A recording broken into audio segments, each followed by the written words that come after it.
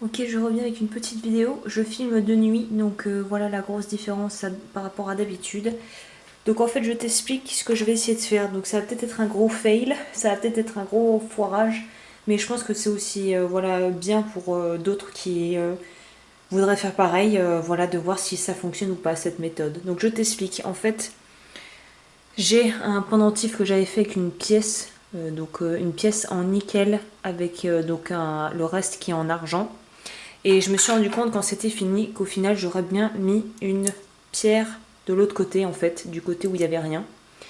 Sauf que la problématique c'est que je sais pas si le nickel va résister à la chaleur.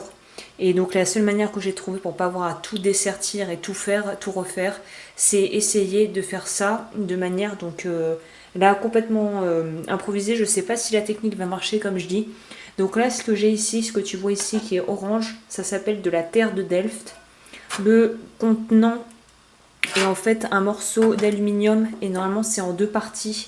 Et ça permet en fait de mouler des choses et de surtout faire des fontes. Donc ça, je pense que je dédierai ça une vidéo dans une voilà complètement différente parce que c'est quelque chose que je maîtrise pas très bien, mais pour ceux qui veulent s'y tenter, je donnerai entre guillemets le B à bas. Mais bon, ça sera pour une autre fois. Là, ce qu'on va tenter de faire, c'est de faire un ajout sans enlever ce qui a déjà été fait.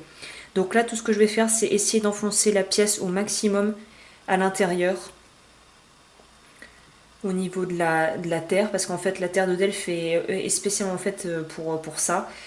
J'ai mis aussi du blanco parce qu'on m'avait dit dans une des commentaires il y a longtemps que le blanco était un bon moyen de pouvoir empêcher des soudures à des endroits qu'on ne voudrait pas. Donc là j'ai mis du blanco et en plus de ça on va essayer de mettre de la terre pour vraiment protéger comme on peut là les endroits sensibles qu'on ne voudrait pas voir, voilà, qu'on ne voudrait pas chauffer.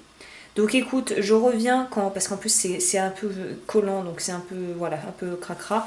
Donc je reviens quand j'ai placé la bande d'argent fin, là j'ai pris pour essayer de passer à la soudure en direct et te filmer ça. Ok, je sais pas si on va voir grand chose, donc j'ai pas aussi non plus précisé. Donc là j'ai mis les paillons, j'ai mis du easy, enfin du faible, parce que là si là je prendrais trop de risques en mettant autre chose. Si j'avais eu, mais le Cookson ne fait pas ça, du extra easy, on peut trouver ça sur Rio Grande. Ça sera moins solide, c'est certes, mais vu que le taux de température de fusion du extra easy est très très bas, ça aurait été prendre moins de risques. Donc là j'ai placé les paillons, j'ai déjà bourraxé, j'ai commencé à chauffer. Je pense pas que tu vas voir grand chose, mais bon voilà, je me suis dit que ça valait le coup de faire la manip complète.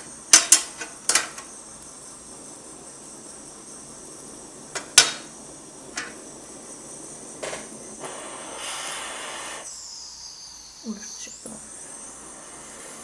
Donc là évidemment ça m'a tout déplacé.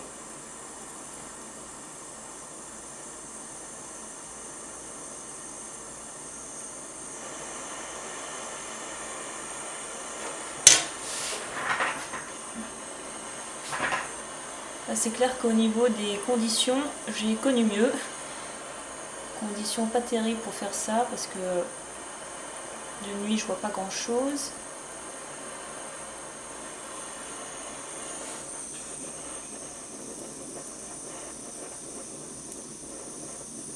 Voilà, ça va à peu près là.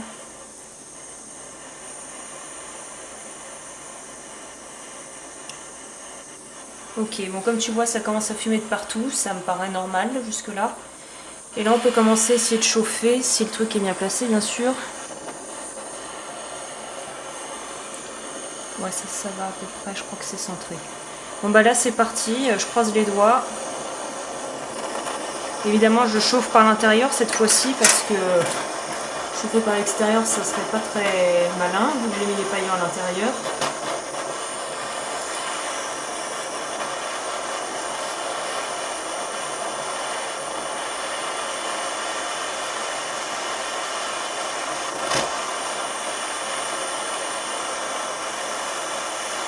J'utilise là la Bruxelles, je pense qu'on la voit à l'écran pour maintenir le tout.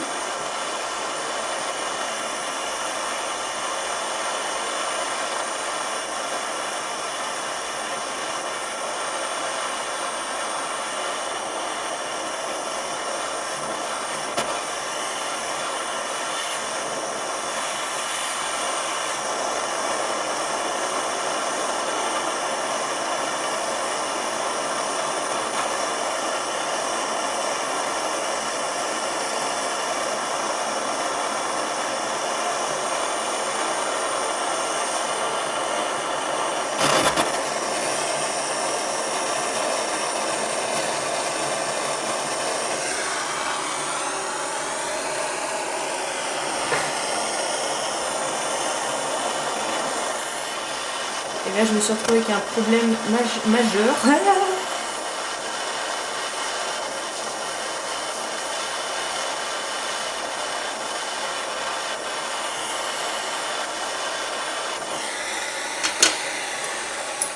Bon alors écoute, on va y aller par étapes au niveau des problèmes. Donc là il s'est passé un truc qui pourra peut-être t'arriver, que tu verras peut-être pas à l'écran, mais c'est un petit peu dessoudé ma jointure de base. Donc là je vais essayer de faire du cas par cas et d'aller venir vraiment spécifiquement ressouder la jointure tranquillement. Et puis, ou peut-être que j'essaie de le faire dans le mix. Non, je pense que je vais essayer de refaire ma petite jointure nickel chrome et puis je reviens avec toi pour voir en direct live si ça a détruit la pièce ou si ça a fonctionné. Ok, j'ai rattrapé le coup au niveau de la soudure, je te dis pas, c'était pas simple cette affaire. Donc là, on va se retrouver donc avec, on va voir si c'est fail ou pas fail. Bon bah déjà, ça n'a pas dessoudé ma bélière au-dessus, donc on est content.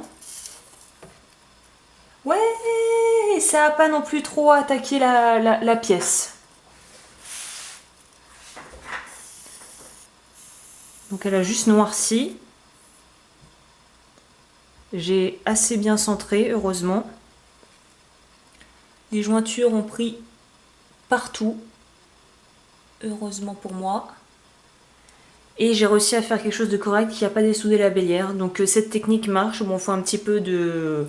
Voilà, faut un petit peu de pratique, je pense, pour au niveau de l'utilisation du chalumeau pour s'en sortir. Mais en tout cas, voilà, c'est approuvé. Là, on peut utiliser... Donc tout ce qui est cramé, je vais le jeter. Mais tout ce qui n'a pas été endommagé, je le garde.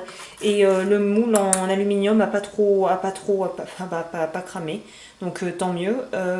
Donc voilà, bon bah écoute, je reviens avec la pièce quand ça sera tout fini dans une autre vidéo. Parce qu'en fait, ça va avec le bracelet et la vidéo précédente où je parlais donc de la chaîne. Donc ça c'est la suite, j'ai voulu ajouter une pierre à la dernière minute, donc je te montrerai dans une autre vidéo le résultat terminé. Bon bah voilà, bah écoute, je te dis à la prochaine, ciao.